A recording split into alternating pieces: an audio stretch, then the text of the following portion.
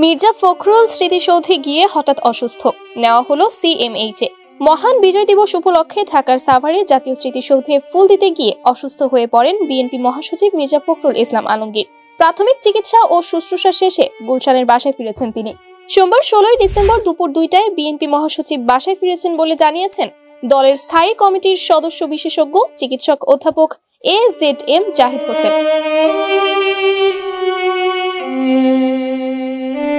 AZM Zahid Hossain বলেন, স্মৃতিসৌধে মানুষের প্রচন্ড চাপে তিনি অসুস্থ হয়ে পড়েন।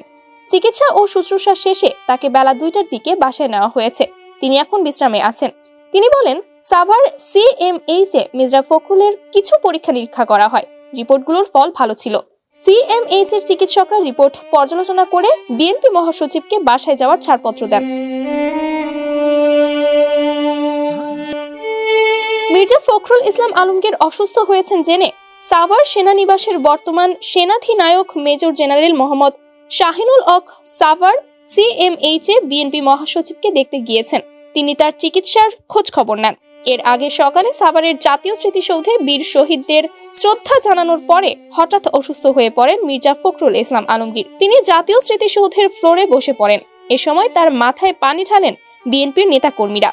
এরপর হঠাৎ অচেতন হয়ে জাতীয় স্মৃতিসৌধের ফ্লোরে শুয়ে পড়েন। তাৎক্ষণিকভাবে বিএনপির নেতাকর্মীরা তাকে ধরাধরি করে দ্রুত সাভার সিএমএইচ হাসপাতালে নিয়ে যান।